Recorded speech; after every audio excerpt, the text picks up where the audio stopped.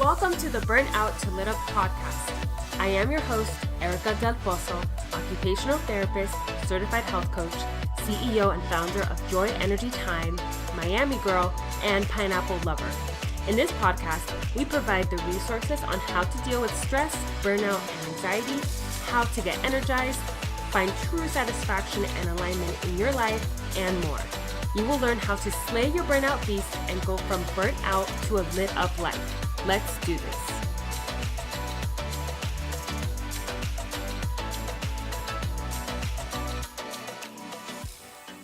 Today I have a very special guest. I actually found her on Instagram and I'm so happy to have her on the show. Angie Sanchez is a certified integrative nutrition health coach through the Institution of Integrative Nutrition. She's not a life coach, which I mistaked her for being, but she's not a life coach. She specializes in integrative health, emotional, energy, and stress management, mental reframing, and peak performance. So this is going to be a very interesting interview. I can't wait to get started. She graduated from the University of Miami with both a degree in psychology and communications. Angie is the official director for Man Talks Miami, which is a personal development community for men. And she co-created the first ever health coaching awareness event by Whole Foods in South Florida in 2016. So let's welcome Angie. Hey, Angie. Thank you for having me, Erica. I really appreciate you taking the time to let me share my message, and I'm really excited to do this. I'm really excited. Yeah, I'm excited to have you here. And we were talking a little bit before we started recording. So Angie says that she loves to stir the pot. And so I'm really excited for you to stir the pot because I think in 2018, it's all about being polar, but like being strong in your beliefs and not watering your beliefs down and really spreading that with the world. So why don't you start by telling everyone who you are, where you're from, and how you got to where you are today? So I was born and raised here in Miami, Florida, and I currently live here. I'm open to moving. Me too. At some point, yeah. For some reason, the opportunity were to present itself. It's something that I'm definitely open to. But a lot of people ask me, well, why don't you consider it now? And why not? Like, you don't have anything really tying you down here in Miami. And something I realized about this city or South Florida in general is that the community down here, the culture down here,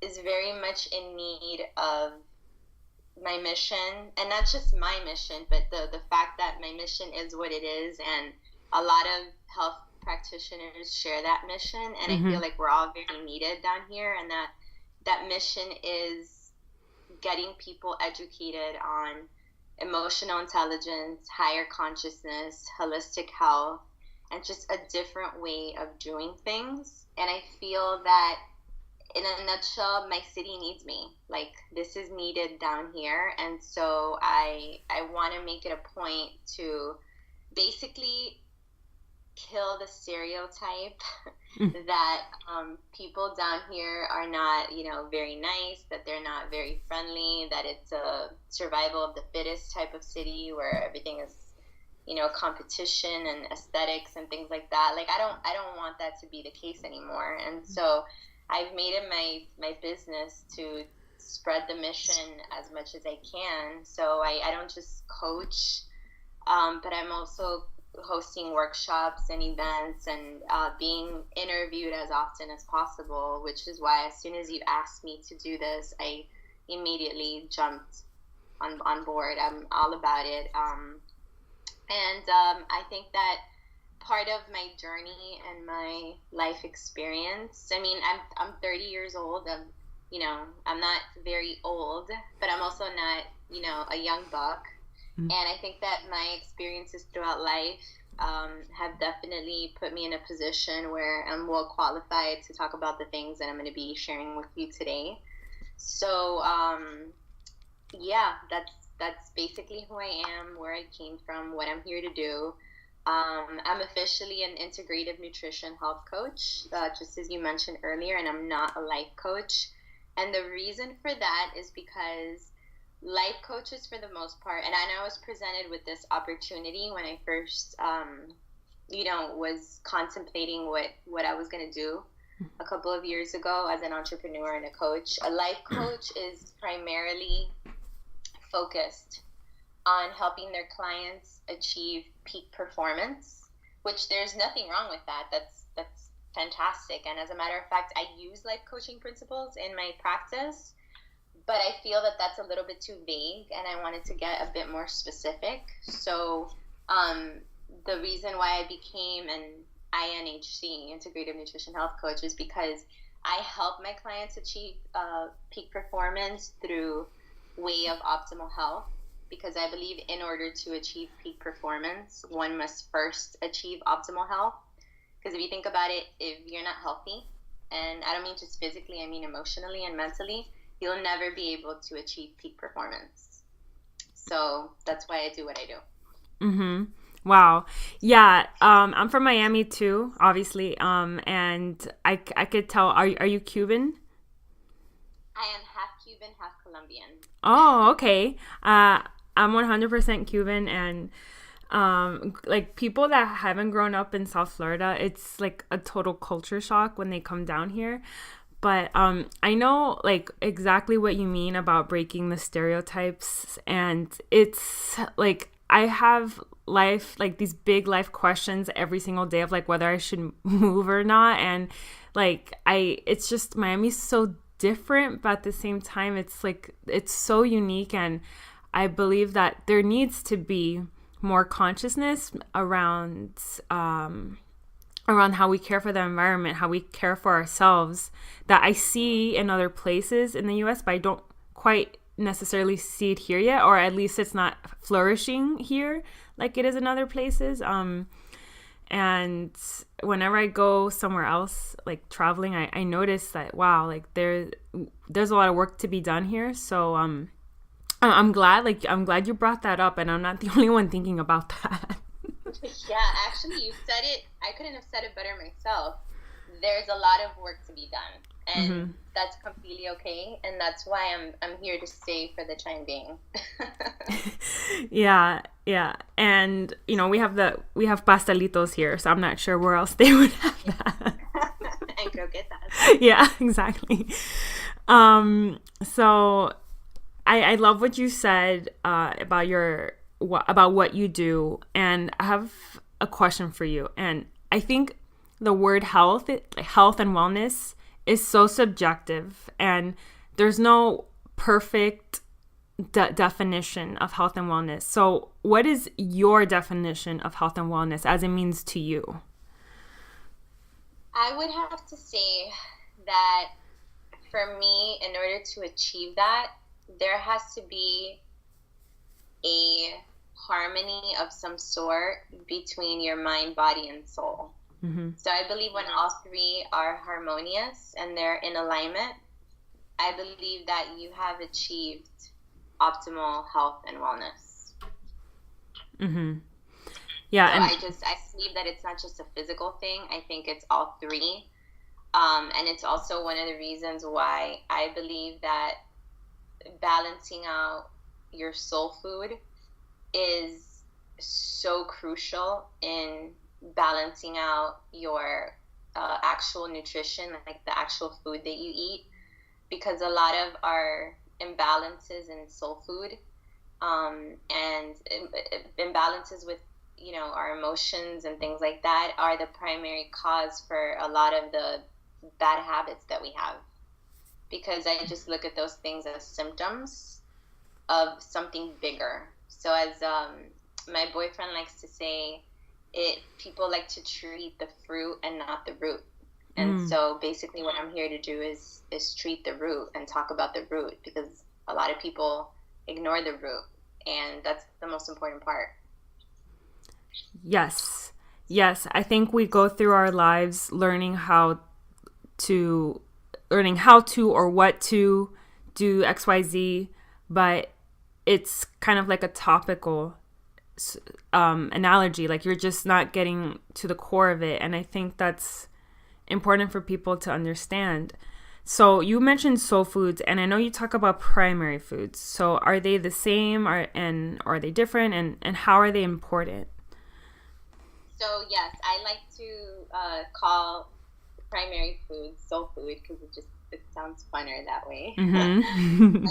Primary food, aka soul food, are the foods that people don't think about when they think about food. People think about food and they think about actual nutrition and actual like tangible things that you put in your mouth. When I'm talking about primary food, I'm referring to relationships, to physical activity, to spirituality, and to your career.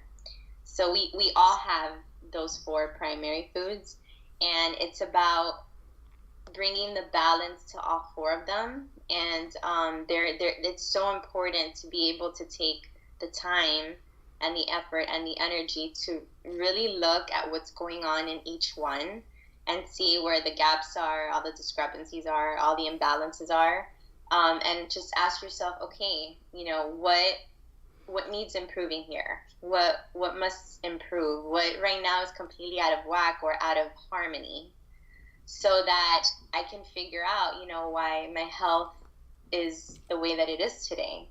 And a lot of times, like I mentioned, people think that food is the issue, and people think that they're overweight or they're having, issues with their health,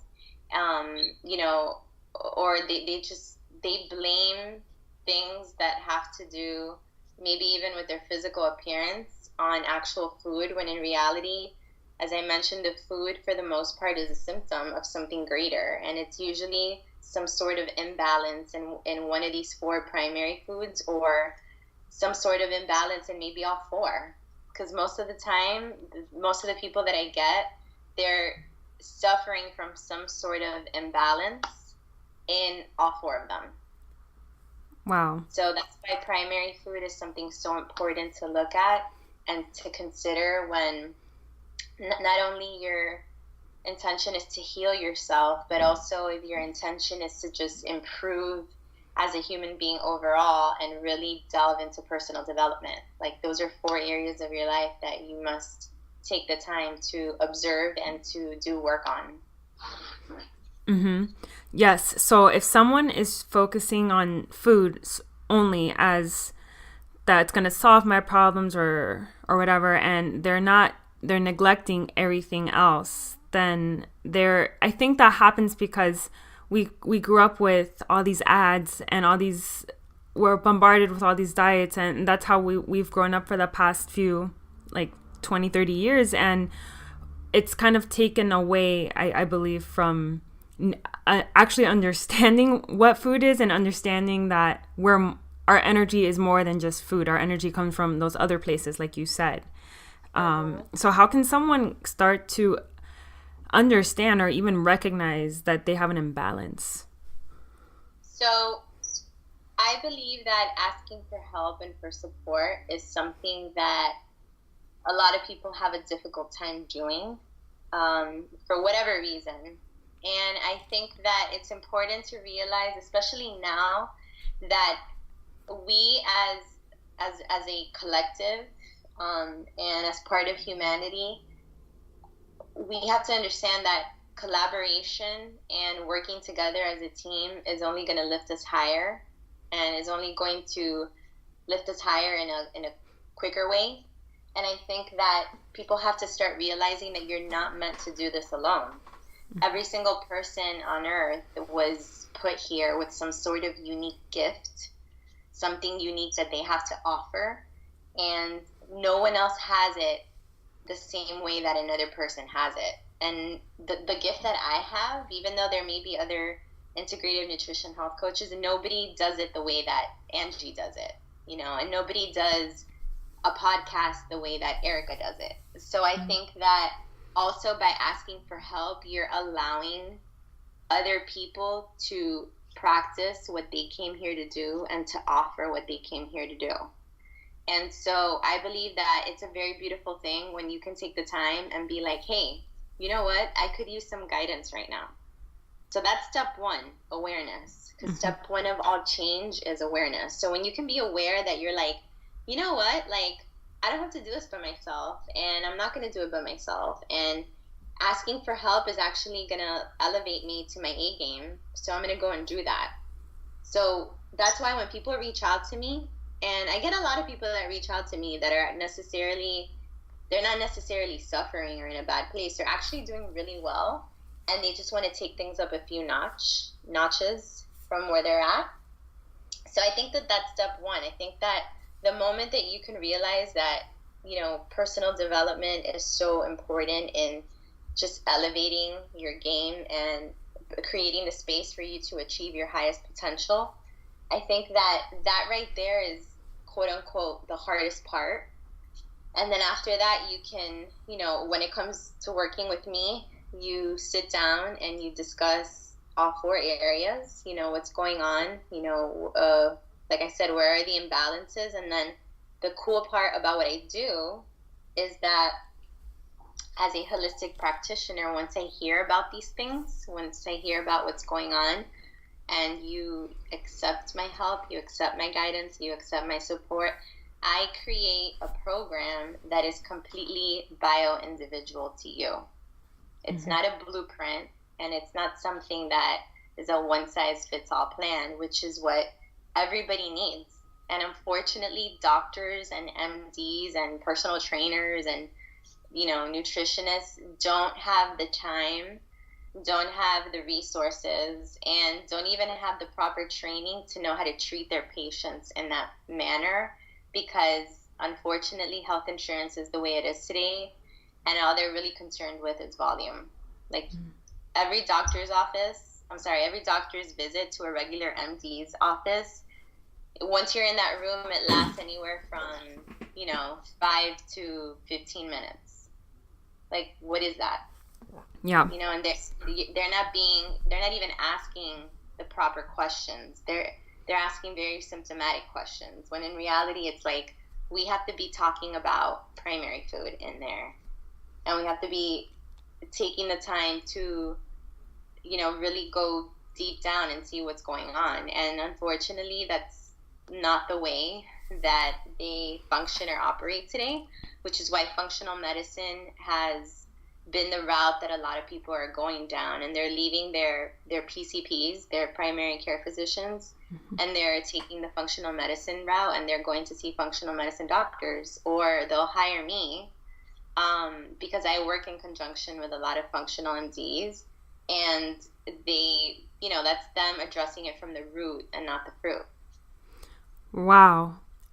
Yes. Like, amen to all that, because I recently went to the doctor a few weeks ago, to the dermatologist. And I'm the same age as you. I'm about to be 30, and I still have acne. So I remember just being in the waiting room for an hour, like around an hour, and then I get into the room and I'm there for another 35 minutes, and then the PA comes in, and then she leaves, and then like 20 minutes later, then the doctor comes in, and it just, like, I blinked and he was gone. Like, I didn't receive what I went in wanting to receive. And that's just one individual case, but I'm you know, like, that's the problem, and that's what has been going on around the world, around the country, of this sort of medical systematic model. And I see a more holistic, a more client-centered approach happening. I'm an occupational therapist, so in school we learn about the medical model, and we know that it has a place in the hospital, but at the same time, as OTs, like, we're trained to be holistic, to view the person in all these different contexts and all these different scopes of what makes a person, what enables a person to perform. So I feel like you and I, like, we really get that. It's more than just a symptom. It's looking at everything. Yeah, the big picture, the whole story. Yeah, yes. And if doctors and I think younger generations, I think that's there's more of that wellness initiative, but it still needs, there's a lot of work there that needs to be done also. So I know you mentioned bio-individuality. So why is that important? So that's a great question, and I really appreciate you asking me this, because once you can understand that concept, you will be able to understand why, for example, anytime that you've done a diet before, why it's failed or why it hasn't been sustainable, or why some things that you try or experiment with that may have worked for someone else, why it hasn't worked for you. And so the basis of that concept is that you are not a blueprint, and one person's food may actually be another person's poison. So if you don't sit down and take the time to figure out what are your unique needs and wants and what works for you and what doesn't work for you, you're never going to know, for example, how to eat for your body type. You're not going to know how to eat for, the things maybe that need some help in your body. Like, for example, on paper, let's say that you and I were clients seeing the same coach, right? And let's say that on paper, you and I have the same goals. Completely identical. We want the same things. We want to achieve it in the same time frame. You have brown hair. I have brown hair. It's, we're both Hispanic. We live in Miami. So everything could look the same. But what if you're sensitive to dairy and I'm not? What if I love broccoli, but you don't like broccoli? What if you love lifting weights and I don't like lifting weights? And yet we're trying to achieve the same goals here, right? But if our coach, for example, would give us the same program, then he's completely bypassing all the things that are unique to me, that work for me, that are the things I connect with. So if you don't take the time to see what works for you, you are never going to know, for example, like what to eat or what strategy to take in order to achieve this goal, because you have to take into account all the things that, work for you and all the things that don't work for you. And a lot of times we need to figure out what those things are because we have no idea. All we know is that we tried XYZ diet in the past or XYZ fitness regimen, and we have fallen off the wagon. Well, there's a reason for that. It wasn't bio-individual to you.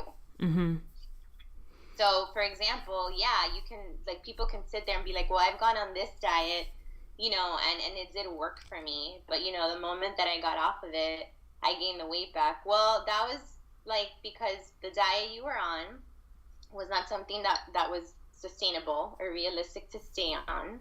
You did it as a means to an end. You didn't really learn anything because you gained the weight back, and therefore you were probably miserable during that diet. It was not something that you could realistically see yourself sticking to for the rest of your life. And what people don't realize is the way you eat is a lifestyle. The way you exercise is a lifestyle. The way you even think is a lifestyle. The way you work is a lifestyle. So if you don't take the time to figure out what that looks like for you, you're going to be doing what, so-and-so says in a magazine, or what you read in some article online, or the tips that you saw that this person spoke about in a podcast. You know what I mean? So you have to take the time to figure out what is bio-individual to you. Right. And do you believe, or have you seen people that quote unquote eat all the right foods, but they have imbalances in other areas of their life, and because of that, maybe they're eating quote unquote the right foods, but they're not managing stress at work properly or relationships, and they're holding on to weight, and they're trying to figure out, but wait, I'm eating all the right foods. Do you see people confounded by that? 100%.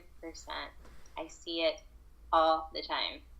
Yeah. And actually, it's a great point that you bring up, because I know somebody who used to work at a vitamin shop a couple of years ago, and he would work there, and he would always see more or less a lot of the same people come in. And he would always talk about this particular woman that would walk into the shop who, he knew her very well because she was a frequent customer, and he's like, yeah, she was very thin, she was very fit, you can tell she was in shape, and she like counted every single calorie and always ate all the right foods, and she was so clean with her eating and always buying all these supplements. But every time I would look at her, she would look miserable. Mm-hmm. Every time I would talk to her, some drama was going on in her life. And although she looked fit, she ended up, in reality, like, you would look at her face and you would look at her hair and you would see like her body language, and she looked like shit. Mm-hmm. She wasn't happy, and she would always express it in conversations. And that's the example right there. She was exhibit A of why primary food is so important, because you could be eating all the right things yet still be absolutely miserable. And then there's a lot of people, like you were mentioning, that do eat the right things, but they're still holding on to weight because there's something happening in their primary foods that they're not looking at. Yeah. Yes, I see all the time. And I'm sure people are, like I said earlier, like we've just been conditioned to think that food is but now when I think about primary foods, it's like you don't know what you don't know type of thing. So people that don't know about primary foods, and once you learn about it, you realize, wow, like there are other areas in my life that may be causing me to be unhappy and maybe causing increased stress, and then I'm holding on to weight, and then it's like, now I get it, like a light bulb clicks. Yep, I agree with that. Mm-hmm. So I know when we chatted on the phone, you talked about emotional management and emotional intelligence, and when I watched you live a few weeks ago and you were talking about it with your boyfriend, I was like, wow, this is some good stuff. And there's probably a million things that you can go into about emotional management, but what's like the significance of it? So, you're obviously familiar with Tony Robbins, correct? Yes. Okay, so Tony actually focuses a lot on this, where even if he'll get, a Fortune 500 company that's coming to them for financial goals or business goals, he always asks how people's relationships are, how they're handling their emotions, what's going on with your emotions, how are you guys, managing this from an emotional standpoint. And what he preaches is that high quality emotions equal and produce a high quality life, whereas low quality emotions will give you a low quality of life. Think about it. If you're always stressed and miserable and worried, anxious, frustrated, all of that, your life is not going to look that great. Whereas if you have higher quality emotions, your life is going to look the complete opposite. So it's very important for people to understand not only what emotional management is or emotional intelligence, but the significance of it. So in a nutshell, emotional intelligence is basically when you become aware of your own feelings and emotions and the feelings and emotions of those around you or the people that you are interacting with, and then you use those to basically guide your thoughts, your actions, and your behaviors.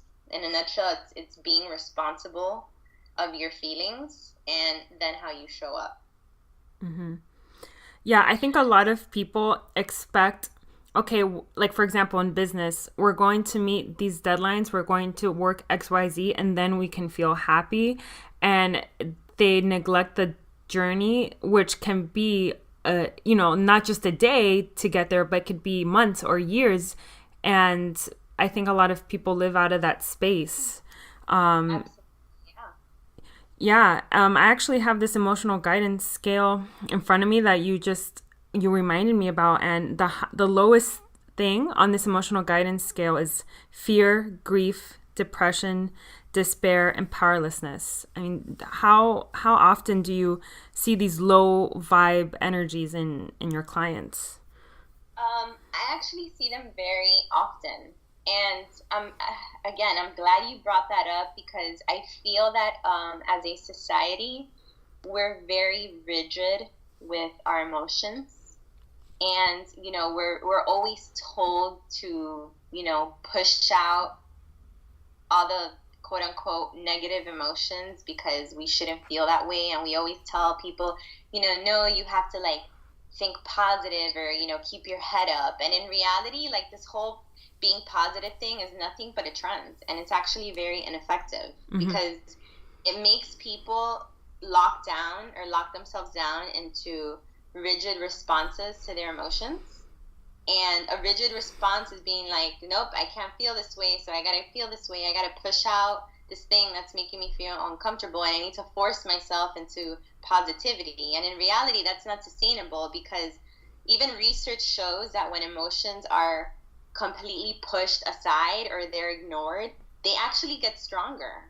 They get louder because they end up controlling you.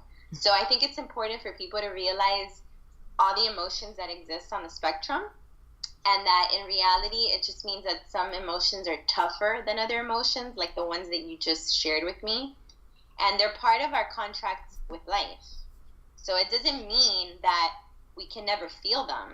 It just means that when we do feel them, we can manage them, and we don't have to allow them to completely take over. We don't have to allow ourselves to completely relate to the emotion. So if you think about it, you don't really get to have a meaningful career or raise a family or leave the world a better place without some sort of stress and discomfort. And I feel that discomfort is the price of admission to a meaningful life. It's about figuring out how you manage that and how you can pull the feedback from when you do feel that way. Because I believe that feelings are very valuable and they're indicators, and there's a lot to be learned when you feel a low quality emotions or a quote unquote tougher emotion, and it does not serve us to push those emotions out. In reality, I feel that the best way to manage or to begin to manage your emotions, especially those that we're talking about, the ones that are lower quality, is to become an observer to them and get curious about why we're feeling that way. Because once you get curious, you put yourself in a proactive position to, find a solution, or to, put yourself in a position to navigate from point A to point B, which means that you don't have to stay stuck there. Because a lot of people in reality, they choose to stay stuck there in that negative or tougher emotion or a tougher emotional state because they don't know any better. So they stay there and they're just like, well, I guess this means I'm going to have a bad day. So a lot of times when people come to me and they're like, oh, Angie, I'm having such a bad day, or oh my God, it's been such a bad day. And I acknowledge them, and I hear them, and I let them know that, hey, I understand what you're feeling, but ask yourself, was it really a bad day? Are you really, really having that bad of a day? Or was it maybe a bad 5 or 10 minutes that you decided to milk the whole day? And when people milk that is emotional mismanagement, because you don't have to do that. So emotional intelligence is about letting other people know that you have another option besides doing things the way you've always done it. And the thing is, people aren't educated in this. So if they're not educated, they're going to keep doing the same thing that they've always done. Right. Completely. Like 1000%. And we could probably even do another episode talking more about this. I mean, this is like, literally, it took me 26 years to figure out that I don't have to be governed by fear. And actually, we become so desensitized and habituated to it that it just becomes normal. And that's really sad. That's how we should not be living. We can't be our highest selves coming from a space like that. I agree. I want to ask you one last question. And I'm going to follow that up with my signature question on interviews. But and again, I feel like we need to do another episode, but I know like this is a little off topic, but not really. I feel like it relates in terms of like women in their 30s having solid friendships and relationships. How, like, I feel like that's a primary food for many people that is on imbalance, because it's a weird shift in our lives where people are having families, or or there's still that cattiness, for lack of a better word, like especially in like where we're from. Like, where do you even start to have like meaningful relationships? Oh man, yeah, you're definitely asking the right woman about that. So it's interesting because I had pretty good female friendships growing up. And when I say growing up, I mean, like in high school and maybe a little bit of college. But then I started noticing that a lot of them were falling apart. And a lot of them were just for that moment in time. They were never very real. They were never very sustainable. And unfortunately, in my experience, a lot of those friendships never lasted because of insecurities. Mm. And so I got to a point, this definitely started to happen in my early 20s, where the female friends just started dropping like flies. And I kept asking myself, what is it about me? Like, what, is this something that really has to do with me? And in reality, it did have to do with me, but it didn't have to do with me because I was doing something wrong. It just had to do with the fact that I was outgrowing these quote unquote friends, and they were outgrowing me, and we were just both going down a completely different path. And we were no longer in alignment with each other, or in alignment with the same things, or the things that we held up on a pedestal. Mm-hmm. So I think that's something, and I was like alone for a long time. And when I say alone, I mean like most of my friends were guy friends. They were male friends, and I did not have that many girlfriends. And I kind of started to become okay with that, and then I started to create a story around females and around having female friends. And then it wasn't until actually a few years ago, I want to say when I was about 27, 28, so like 2 or 3 years ago, I first of all did my work with myself, because I have a coach. So I've had a coach now for 3.5 years, and I believe in coaching so deeply because I've seen it from both sides. So when I started doing my own work, I started to really figure out who I was. I started to really figure out what I came here to do. I started to become more in alignment. And the more that I was my authentic self, the more I started to attract not just other people, but other females who were in alignment with themselves. And I started to speak a certain language, and then I started to meet other females who spoke the same language. And I think that a lot of times we're seeking all these things in partners and friends and in opportunities where we're like, I want this, and I want like this type of man, or I want a friend who's like this. And, people wonder why they're not getting that. And it really starts with you. Because you can sit there and tell me, Angie, I want, a trustworthy partner. I don't want someone who's going to be insecure, or I don't want someone who's going to be suspicious of all my things, or you know what I mean? And my question to you is going to be, are you being those things? Mm-hmm. Are you being secure? Are you being a non-suspicious person? Do you think you're trustworthy? So we attract what we want by first being what we want. And I think that I was able to really start being who I wanted when I got to know myself better.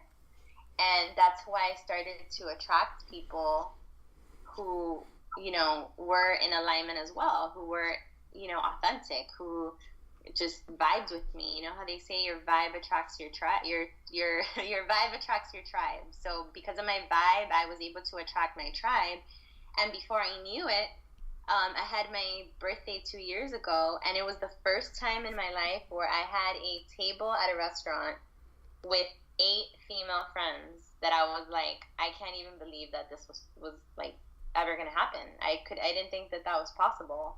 And I have found a really strong group of women that I'm friends with, and they are all different. Like, we're not all like a big group of friends. I'm actually friends individually with each one. I have my own individual friendship with each one, and sometimes I like to get them all together so that they can all get to know each other.